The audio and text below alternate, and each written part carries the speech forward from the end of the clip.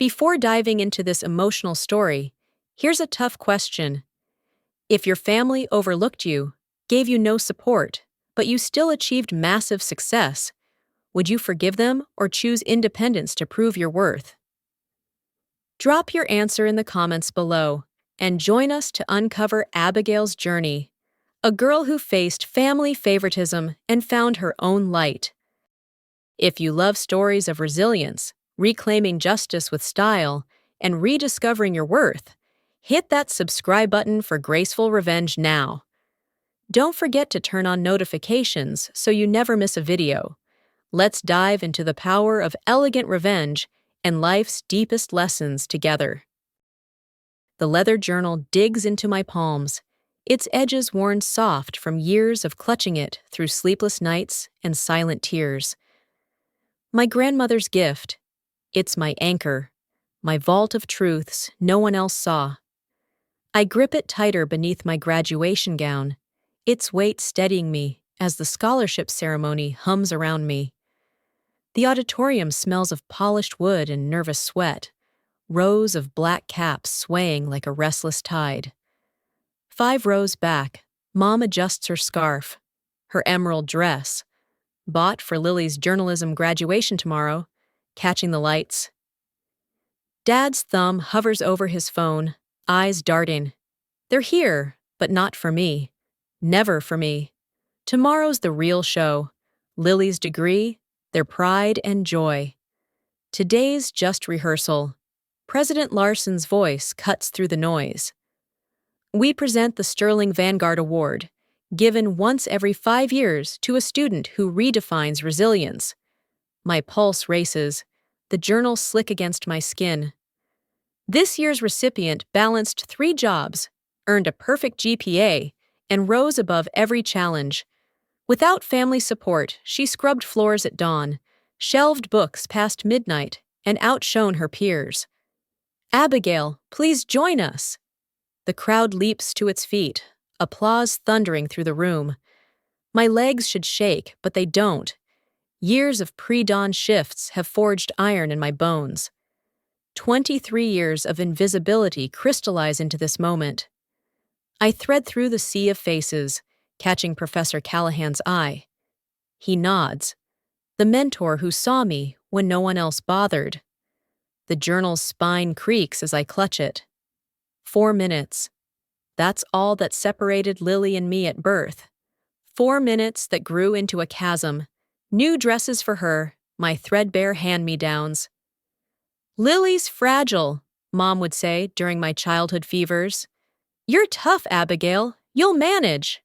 The podium looms, oak polished by decades of speakers. I set the journal beside the microphone, its pages heavy with unspoken pain and triumphs. The audience waits. President Larson smiles. Corporate recruiters in the front row lean forward, pens poised. Mom and Dad's faces blur in the back, frozen in shock. Lily's eyes flicker like a startled bird's. I open my mouth, 23 years of silence ready to shatter. But a quiet certainty steadies me. I don't need their praise.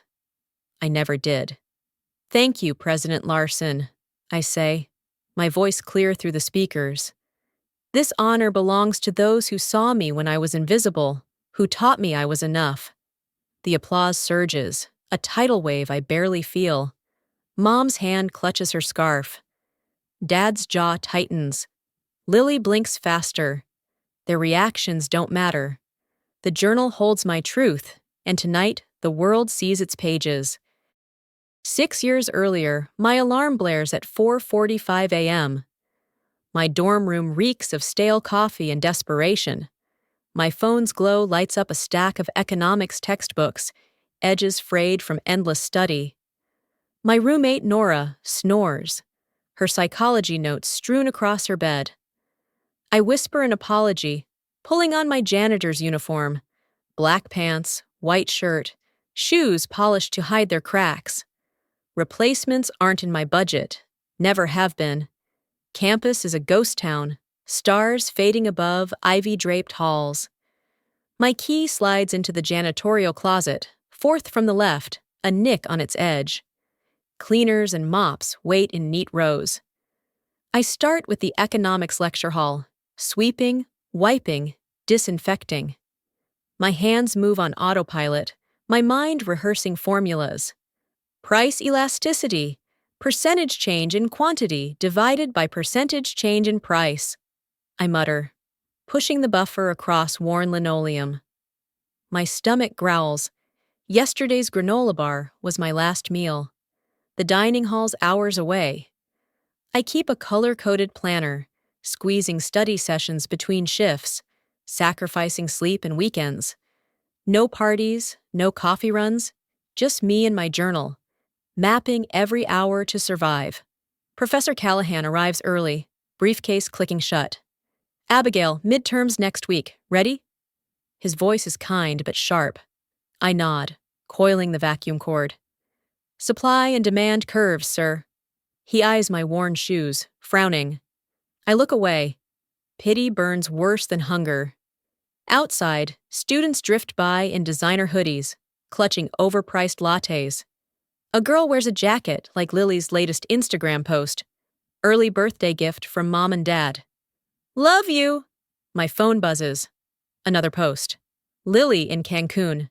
Piña colada in hand. Spring break with my girls. Blessed. Paid for by the parents who told me, "You're smart, Abigail. You'll figure it out." Figure it out. Code for no tuition, no support, no safety net. At 8 a.m., I slump into the library help desk chair. Textbooks fanned out. My hand shakes, highlighting terms. When did I last eat? Tuesday's free pizza at the economics club, maybe. Nora finds me later, her bluntness cutting through my fog. You look like a corpse. When'd you last sleep? I shrug, flipping a page. I'm fine, she snorts. You're not. I paid the electric bill. Don't argue. I want to protest, but my vision blurs, numbers dancing. I fall asleep at my desk, the journal cradling my cheek. The breaking point hits during Callahan's midterm. The exam sprawls before me, but memorized formulas dissolve into nonsense. My hands tremble. The room tilts. Someone calls my name, faint and far. Then, darkness swallows me. I wake in the health center, fluorescent lights buzzing. The nurse's voice is crisp. Exhaustion and malnutrition. When'd you last eat properly? I can't recall. Callahan stands by the door, arms crossed. I found your schedule. 3 jobs, cleaning, library, coffee shop, plus a full course load. Why not apply for a teaching assistant role? My voice cracks. I didn't think I was good enough. He pulls a chair closer. Your market volatility analysis was graduate level. The Sterling Vanguard Award was made for you. The words don't land. The Sterling Vanguard, full tuition, stipend, internship, is for prodigies, not girls like me. The nurse hands me juice and crackers. Small bites. Your body's in shock. Callahan stands. Rest today. We'll discuss the nomination tomorrow. That night, I curl up with the journal, its pages a ledger of invisible wins. Awards accepted alone. Medical bills paid in secret. 3 jobs balanced with perfect grades. I add a new entry, my first spark of hope. Callahan sees me. He thinks I'm worth something. The fellowship email arrives 3 weeks later. Pleased to inform you. Exemplary achievement. Resilience. I read it 10 times, each word a brick in a foundation I didn't know I'd built. My thumb hovers over Mom's number. Her last text. Don't miss Lily's spring recital. I set the phone down. This is mine, not theirs. Callahan becomes my lifeline. He secures a teaching assistant role. The library supervisor tweaks my hours, and Nora enforces Operation Save Abigail with meals and naps. My study group, misfits like me, becomes family, sharing textbooks and dreams over vending machine coffee. For the first time, I know what it feels to be seen. The ceremony invitation arrives in March, gold embossed, heavy. Family attendance requested. My hand shakes as I dial Mom. I won something big. Please come. Her voice is distracted. Sure, sweetie. Send the details. I trace the journal's edges, knowing they'll show for Lily's graduation, not mine. Back at the ceremony, the applause fades as I step from the podium. Callahan shakes my hand, his smile proud. A Morgan Stanley recruiter extends a card. Impressive, Abigail. Let's talk. Before I can reply, Mom's voice slices through. Abigail, darling. Her emerald dress parts the crowd, Dad trailing, Lily blinking furiously. Mom's smile is brittle, her grip on my shoulder too tight. You should have told us it was this big. The journal burns against my ribs, tucked inside my gown. Would you have come? Her fingers falter. Mom stammers. We thought you were fine, Abigail. I cut her off, voice steady. You thought I didn't need you. Dad clears his throat. We're proud. Proud now, when I'm someone. A memory stabs. Senior year, college acceptance letters on the kitchen table. Mom beaming at Lily. We'll cover NYU, tuition, housing, everything. To me, you're resourceful. You'll manage. They spent $100,000 on her tuition and sorority fees, nothing on me. Callahan steps forward. Abigail's the hardest worker I've seen in 20 years. She did this alone. Mom's smile cracks. We knew she was capable. Capable? A backhanded jab at the daughter they ignored. A scholarship committee member approaches, her Vanguard pin glinting. 3 jobs, 4.0, unprecedented. Mom's eyes widen. 3 jobs? I pull out the journal, its cover soft as silk. Want to see my schedule, Mom? I documented everything. Lily steps closer, peering at a page. Cleaning shifts, missed meals, nights at the library. Her voice cracks. You were at my recitals, back row, studying during breaks. Her eyes flicker. Not just guilt, but a quiet envy of my independence, the weight of being the perfect twin pressing on her. Between my 5 a.m. shift and midnight close, I say, flipping to another page. Their signatures on Lily's ER forms for a sprained ankle, the blank space beside my tonsillectomy bills. Callahan clears his throat. Abigail, faculty reception starting. I close the journal. I'll celebrate with those who saw me before I was someone. Mom reaches out. We're your family, I step back. You are. But tonight, I choose the ones who noticed me first. The Morgan Stanley recruiter hands me her card. A knowing nod. I walk away, heels clicking, each step a vow. I don't need their approval. I never did. The next day, I attend Lily's graduation. Mom poses us for photos, voice sharp. Closer, girls. Abigail, fix your hair. Callahan watches from afar, expression unreadable. President Larson pauses, eyeing Mom's overzealous pride. Dad shakes hands with the finance chair, boasting, Abigail takes after me.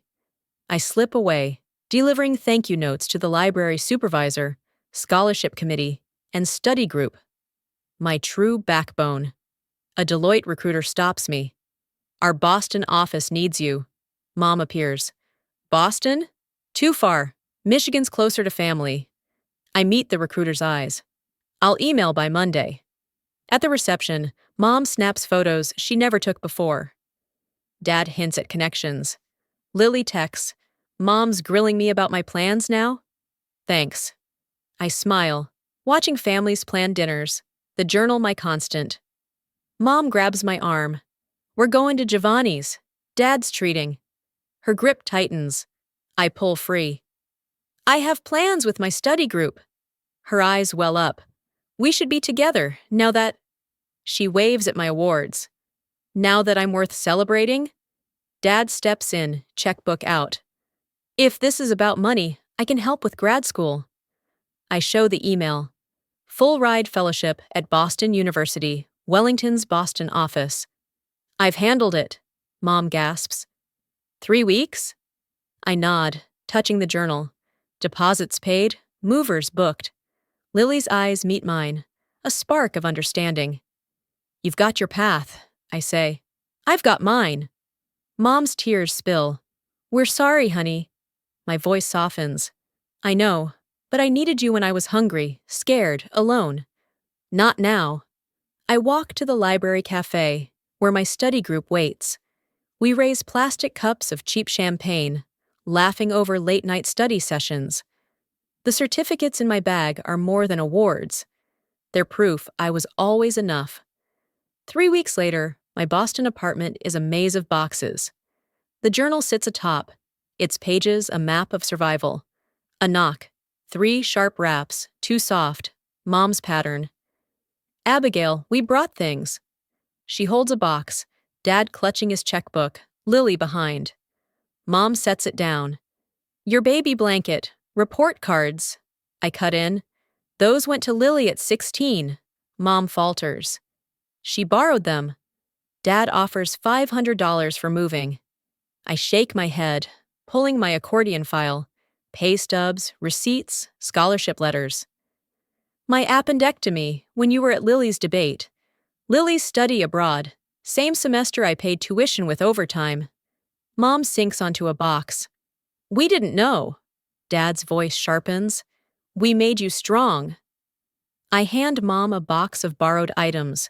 Calculator, coat, textbooks, cleaned, repaired. You gave me nothing, exactly what you thought I deserved. Lily steps forward, voice trembling. You're unfair. We're family. Her eyes betray more. Resentment for the pressure to be perfect, guilt for her privilege. I hold up the journal. Family taught me to rely on myself. You taught me strength by withholding comfort. Mom's tears are real. We can start over. I shake my head. This isn't punishment. It's independence. Lily's blinking slows. You've been leaving since we were kids. I nod. I just didn't have anywhere to go until now. They leave, the door clicking shut. I stand amid boxes, the journal warm in my hands. I am Abigail, and I am free. 3 years later, Boston's skyline glitters through my office window on the 40th floor. Industry awards line my desk, the journal among them. My first month here was brutal. Cutthroat colleagues, a lonely apartment, no safety net. But I clawed my way up, proving myself at Wellington. My intern, Zoe, hovers, eyes shadowed like mine once were. The Carter audits off in Q2. I gesture to a chair. Show me. Her hands shake, spreading papers. I see myself, peanut butter sandwiches, late-night shifts. Walk me through it, I say, echoing Callahan. My phone buzzes. Mom's weekly text, saw your firm in Forbes. Proud. Once her words would have gutted me. Now they're noise. In therapy, Dr. Chen nods as I discuss my mentorship program. 20 students, full scholarships, stipends. You're rewriting their stories, she says. I smile, recalling my birthday. No forced smiles, just my chosen family. Zoe, Callahan, colleagues turned friends. Dad's call comes, 2 days late. Partner track, huh? Exceptional. I thank him, neutral. Lily visited last week. In the public garden, feeding ducks, she said. I never saw how much you carried. Her voice held envy for my freedom, guilt for her pedestal. Neither did I, for a long time. Not forgiveness, but a start. The Excellence in Finance Award sits on my shelf, crystal catching sunlight. My parents came, back row, as always. Their presence doesn't define me. The Abigail Scholarship launched last month, its first recipients chosen. Callahan, retired, sorts essays with me. Your grandmother's words resonate, he says, quoting our motto. You don't need the world to see you. You just need to see yourself. In the public garden, a student approaches, backpack clutched. I heard your financial literacy talk. Can you help? We sit by the swan boats, journal open. I share its wisdom, lessons that carried me from invisible daughter to lighthouse. Mom's texts pile up, unanswered. Dad's voicemails fade. They're learning to know the daughter they never saw. But their approval stopped mattering when I saw myself. I am Abigail, mentor, sister, survivor. The strong one who turned burden to triumph. The invisible girl who built a legacy. The student's eyes brighten, hope replacing fear. Time stretches, carrying my grandmother's wisdom to the next generation of invisible daughters, teaching them to shine. See you in the graceful revenge.